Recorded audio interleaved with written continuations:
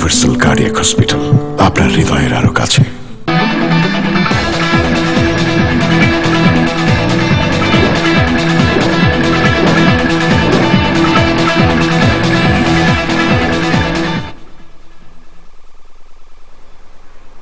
প্রিয় দর্শক, আপনাদের শুভেচ্ছা জানিয়ে universal medical college and hospital আজকের সংবাদপত্র শুরু করছি। আমি মীর মাসরুর জামান। সংবাদপত্রের শিরোনামগুলোকে ঘিরে চলমান পরিস্থিতি নিয়ে আলোচনার নিয়মিত আয়োজনে আজ আমাদের সঙ্গে রয়েছেন বাংলাদেশ প্রতিদিনের সম্পাদক নঈম নিজাম। আমরা স্বাগত জানাচ্ছি আপনাকে আমাদের মধ্যে। ধন্যবাদ। সংবাদপত্রের শিরোনামগুলো দেখি, তারপর আলোচনা শুরু করছি। দৈনিক ইত্তেফাক, হাজার রোহিঙ্গার প্রাণহানির পর সেনা অভিযান বন্ধ মিয়ানমারে। বাংলাদেশ প্রতিদিন, টেকনাফে চলে বদি শাসন, রাজনীতি বৈধ ও অবৈধ, ব্যবসা বাণিজ্য তার একক নিয়ন্ত্রণ। মানব জমিন, জমঘরে নির্মমতার সাক্ষী নবীগঞ্জের কল্পনা বিবি।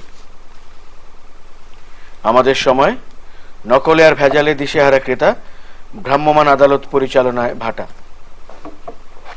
সকালের খবর, গ্যাসের দাম বৃদ্ধির ঘোষণা যে কোনো সময়। জয় জয় দিন, বিশৃঙ্খলা এড়িয়ে উপজেলায় জয় চায় আওয়ামী লীগ। মানব কণ্ঠ, জঙ্গিদের মাথাচাড়া দেওয়ার শঙ্কায় সতর্ক পুলিশ র্যাব। আলোকিত বাংলাদেশ, গাড়ি পাচ্ছেন এসি ল্যান্ডরা, ব্যয় হবে 262 কোটি টাকা। দৈনিক ইনকিলাব, 30 বছরের চুক্তির 20 বছর পানির ন্যায্য হিস্সা দেয়নি ভারত, বিপর্যয়ের মুখে প্রকৃতি।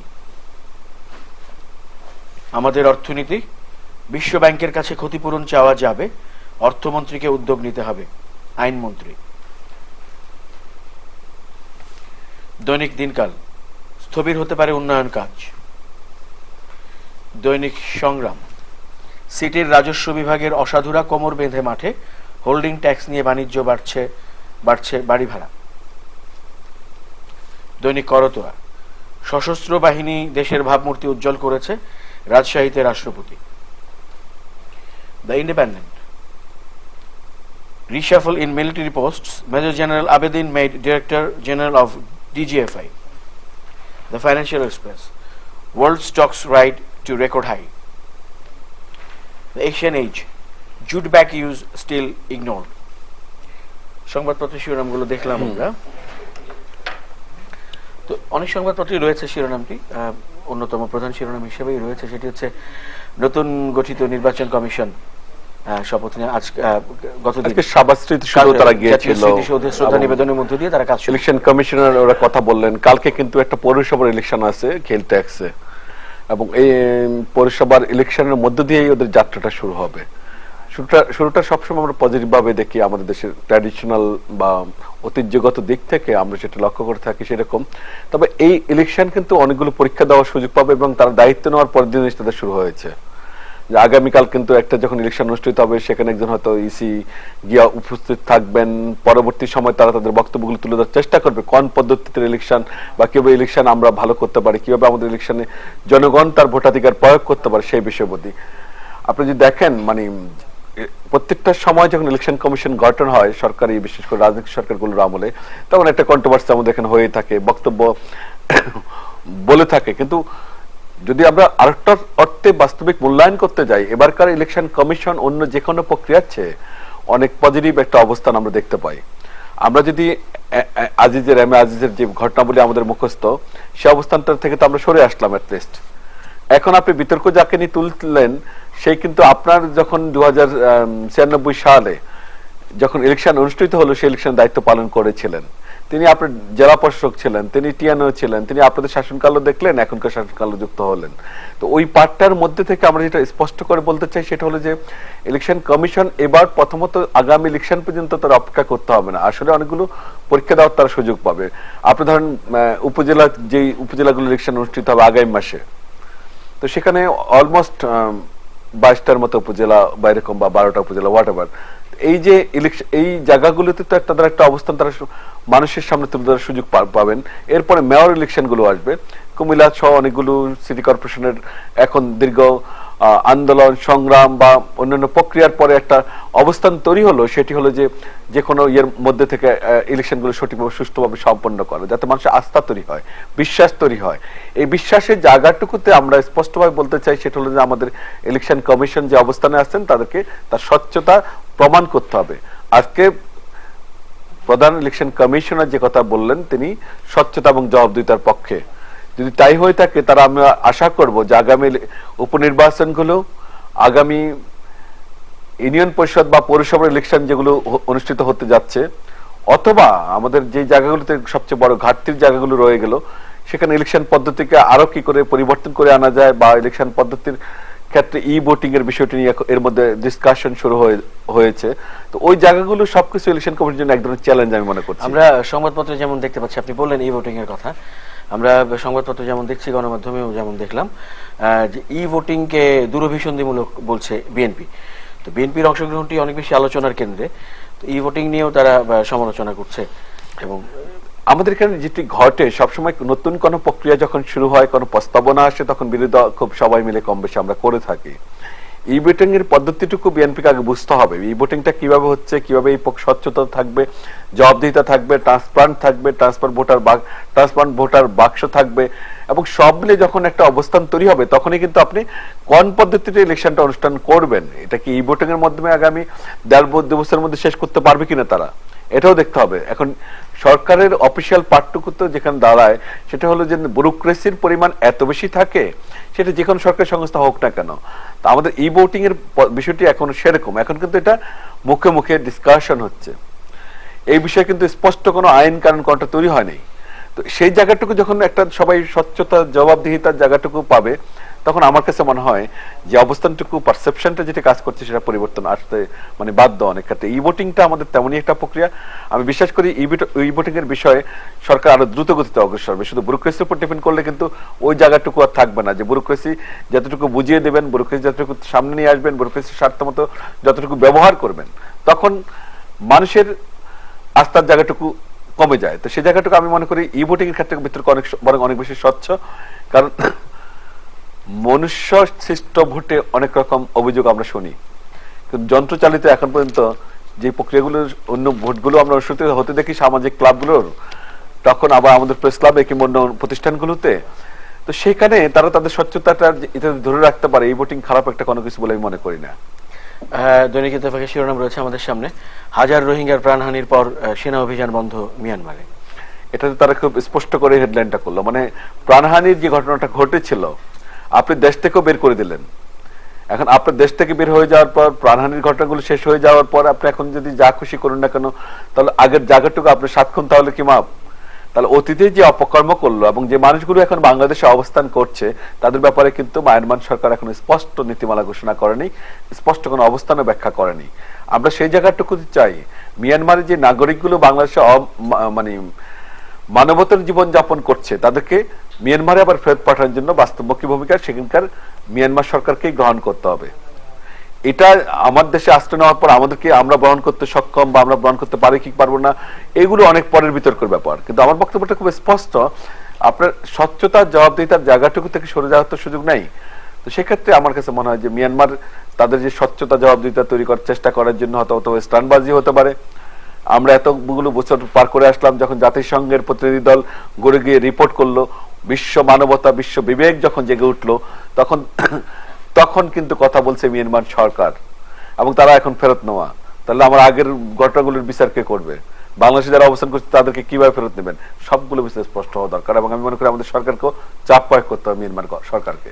আমরা সংবাদপত্রের শিরোনামে দেখতে পেয়েছি যে স্বাধীনতা পুরস্কার ঘোষণা করা হয়েছে, সাহিত্যে রাবেয়া খাতুন এবং গোলাম সন্দানী কোরাইশি তারা এই পদকে ভূষিত হয়েছেন। আমরা তাদেরকে অভিনন্দন জানাই। প্রথমত আপনি দেখেন এটা একটা বড় একটা বিষয়, রাবেয়া খাতুন আমাদের দেশে কত বছর ধরে লেখালেখি করছেন, তার বিশাল লেখনের যে অবস্থানটুকু দীর্ঘদিন ধরে, তার উপন্যাস, তার গল্প, তার নাটক, তার সকল ক্ষেত্রেই তার পদচারণা। আমরা এই আমাদের যে মানুষগুলো নীরবে নিবৃত্তে কাজ করে যান দিনের পর দিন, তাদের মূল্যায়নটুকু এতটুকুই তারা চান, এর বেশি চান না। তো বেশি এই সম্মানটুকু রাষ্ট্র থেকে যখন পাওয়া যায় তখন সেই লেখক বা অন্য লেখকরা অনুপ্রাণিত হন। আমরা সেই জায়গাটুকুতে অভিনন্দন জানাচ্ছি। আমরা মনে করছি সরকার এই ধারাবাহিকতাগুলো রক্ষা করবে, আমাদের এই ধরনের আলোকিত মানুষগুলোকে মূল্যায়ন করবে, যারা সমাজকে দেশকে আলোকিত করেন। রাবেয়া খাতুন তাদেরই একজন। তিনি যুগের পর যুগ তার লেখনের মধ্য দিয়ে আমাদেরকে আলোকিত করছেন। তার আলোকিত এই অবস্থানটুকুর মূল্যায়ন, এই পদক আমি বিশ্বাস করি। এই কারণে আমরা আমাদের এই অনুষ্ঠান থেকে অভিনন্দন জানাচ্ছি। আমি মনে করি দেশবাসীও তাদেরকে অভিনন্দন জানাবে। নিশ্চয়ই, এবং আমরা মনে করি যে তাদের সাহিত্য অবশ্যই আরো দীর্ঘদিন আমাদের এবং একটা অনেক উচ্চমানের লেখা রাবেয়া খাতুন লিখে থাকেন। এমনকি তুমি সকল ধরনের আপনি তার পদচারণা আপনি পাবেন। আপনি যদি দেখেন যে আপনি ঠিক আছে, আপনি ট্যুরিজমের উপর বই, ভ্রমণ সাহিত্য, সেটাই বললাম, ভ্রমণ সাহিত্য থেকে শুরু করে সিরিয়াধর্মী সাহিত্য থেকে শুরু করে সকল ধরনের লেখনী আপনি তাকে খুঁজে পাচ্ছেন। আমরা রোহিঙ্গা বিষয়টি নিয়ে আলোচনা করছিলাম। আমরা আরেকটি শিরোনাম আমাদের সামনে রয়েছে। মাননীয় প্রধানমন্ত্রী শেখ হাসিনা মিউনিখে নিরাপত্তা সম্মেলনে যোগ দিতে যাচ্ছেন জার্মানিতে, এবং সেখানেও আমরা সংবাদের ভেতরে যেমন দেখতে পাচ্ছি জার্মান চ্যান্সেলর অ্যাঙ্গেলা মার্কেলের সঙ্গে তিনি বৈঠক করবেন এবং সেখানে রোহিঙ্গা ইস্যুটি উঠে আসতে পারে। দেখুন, বিশ্ব দরবারে আমাদেরকে আমাদের ইস্যুগুলো তুলে ধরতে হবে ক্রমান্বয়ে। আমাদের প্রতিবেশী যখন তার সংকট সমাধান করবেন না, আমরা সবসময় আমাদের যে পররাষ্ট্রনীতি, আমাদের যে কূটনীতির যে সংজ্ঞাগুলো স্বাধীনতার পর থেকে, যে প্রতিবেশীর সঙ্গে সুসম্পর্ক বজায় রাখা, আমরা সেটুকু রক্ষা করে আসার পরও যখন তারা সংশ্লিষ্ট সে সম্মানবোধটুকু রক্ষা করতে পারেন না, তখনই আমার কাছে মনে হয় যে বিশ্ব বিবেকের কাছে আমাদের অবস্থানগুলো জানাতে হবে। আজকে প্রাইম মিনিস্টার যখন সেখানে যাবেন, নিরাপত্তা পরিষদের বৈঠকে যোগ দেবেন, তিনি জার্মান চ্যান্সেলরের সঙ্গে বৈঠক করবেন, বিশ্বের অন্যান্য নেতৃবৃন্দের সঙ্গে তার দেখা হবে। বিশ্ব একটা অস্থিরতার মধ্যে এমনিতে অবস্থান করছে। আমরা যদি মিডল ইস্টের অবস্থান দেখি, আমরা যদি সিরিয়ার অবস্থান দেখতে যাই, আমরা যদি ইরাকের অবস্থান দেখি, আমরা যদি অনেকগুলো দেশের এই যে একটা অবস্থা অস্থিরতার বিরাজ করছে, তো সেই জায়গাটুকুতে আমাদের প্রতিবেশী যখন ভালো থাকে না অথবা নিজেদেরকে ভালো রাখে না, অথবা আমাদেরকে তখন ভালো থাকার সুযোগগুলো কমে আসে। মিয়ানমারে যে ঘটনাটুকু ঘটাচ্ছে তারা, এটা অত্যন্ত দুঃখজনক। মিয়ানমারের অনেক আগে থেকে আমরা আমাদের সরকার আন্তরিক এবং তাদেরকে আশ্রয় দেওয়া হচ্ছে, তাদেরকে রাখা হচ্ছে, তাদের সকল রকম ব্যবস্থা গ্রহণ করা হচ্ছে মানবতার খাতিরে। তো আমার কতটুকু মানবতা আমি গ্রহণ করতে পারবো? আপনি যদি দেখেন বাংলাদেশের যে বর্তমান বাস্তবতা, সেখানে আমার জনসংখ্যার আধিক্য, তারপরে মিয়ানমার যে নাগরিকগুলো বাংলাদেশে আসে তারা কিন্তু অপরাধ কর্মকাণ্ডে জড়িয়ে পড়ে এবং তাদের বিরুদ্ধে প্রথম থেকে একটা অভিযোগ ছিল তারা যে খুব সহজলভ্য করে তুলছেন মাদককে। তারা খুব সহজলভ্য করে তুলছেন একটা গ্রুপ, আমি সবার কথা বলছি না ঢালাওভাবে, তারা কিন্তু সহজলভ্য করে তুললেন বা এর আগে তুলেছিলেন, সেটা হলো অবৈধ অস্ত্রকে। তো সেই জায়গাটুকুতে আমাদেরকে সতর্ক থাকতে হবে যে মিয়ানমার এই নাগরিকগুলো ব্যাপারে সতর্ক থাকতে হবে যারা এখান থেকে আসলেন, এটা যেমন বাস্তবতা। আবার তাদের কারণে যে আমার নুইসেন্স ক্রিয়েট হচ্ছে, আমার রাষ্ট্রের যে ক্ষতিগ্রস্ত হচ্ছে, আমার সামাজিক যে অবস্থানগুলো তৈরি হচ্ছে, সেটাও আমাদেরকে সতর্ক থাকতে হবে। আমরা মনে করি মিয়ানমার সরকার প্রতি আমাদেরকে চাপ প্রয়োগ না করলে, বিশ্ব বিবেককে যদি জাগ্রত করে সরকারিভাবে না করা হয়, তাহলে তারা এই অপকর্মগুলো করে থাকবে। তারা কি হিন্দু না মুসলমান, তা বৌদ্ধ না খ্রিস্টান বিষয় নয়। মিয়ানমার, আমরা সবসময় একটা অহিংস আন্দোলনের প্রতীক মনে করতাম বৌদ্ধ সম্প্রদায়কে। তো মিয়ানমারের যেই বৌদ্ধগুলো, তারা তো অসাম্প্রদায়িক নয়, তারা কঠিন সাম্প্রদায়িক এবং তারা কঠিন ভাবে একজন সাধারণ নাগরিকের বসবাসের জায়গাটুকু তারা দোজকখানা বানিয়ে তাদেরকে বের করে দিল। এটা একটা দুঃখজনক ঘটনা ছিল। সেই জায়গাটুকুতে যেই অবস্থানটা আরো তৈরি হতে পারতো, সারা পৃথিবী যেভাবে আর একটু কেঁপে উঠতে পারতো, সারা পৃথিবী থেকে জাতিসংঘে যে রোল প্লে করার কথা ছিল সেটুকু তারা কেউই করেননি। এমনকি মার্কিন যুক্তরাষ্ট্রের মতো দেশ, যেখানে আজকে ডোনাল্ড ট্রাম্প সারা পৃথিবীর এই ধরনের ঘটনাগুলো নিয়ে কথা বলেন, তা আমরা সেটি রোহিঙ্গাদের ব্যাপারে দেখি না। রোহিঙ্গা সমাজ তো তারা তাদের দেশে বসবাস করার অধিকার রাখে। আমরা মনে করি এই রোহিঙ্গাদেরকে মিয়ানমার ফেরত নিতে হবে, তাদের ভূমিতেই তাদেরকে রাখতে হবে, তাদের যেখানে তারা জন্ম, তাদের বেড়ে ওঠা, তাদের নাগরিক অধিকার সেটুকুর সংরক্ষণের জন্য বিশ্ববিবেক এমনিতে যতটুকু সোচ্চার হওয়া দরকার আর হবে। ওআইসির কথা আমরা আসি না কেন? ওআইসি কি বলিষ্ঠ ভূমিকা পালন করছে? এখানে করছে না। ওআইসি আমরা সবসময় মুসলিম স্বার্থ সংরক্ষণ করার জন্য তৈরি করা, মুসলমান দেশগুলির জন্য স্বার্থ সংরক্ষণ করার জন্য ওআইসি কে আমরা ভূমিকা রাখার একটা আশাবাদ রাখতে পারি, কিন্তু এক্ষেত্রে আমরা দেখিনি। আমরা মালয়েশিয়াকে যেভাবে সোচ্চার দেখেছিলাম, বিশ্বের অন্যান্য মুসলমান দেশ, অন্যান্য সম্প্রদায় এবং জাতিসংঘ, নিরাপত্তা পরিষদ, সকল প্রতিষ্ঠান, মানবাধিকার সংস্থাগুলো আরো বলিষ্ঠ ভূমিকা রাখবে, সেটা আমরা প্রত্যাশা করি। তাহলে এই সংকটটা নিরসন হবে আর বাংলাদেশ তার ভূমিকাটুকু বিশ্ব বিবেকের কাছে তুলে ধরবে যে দেখুন কি করছে মায়ানমার সরকার।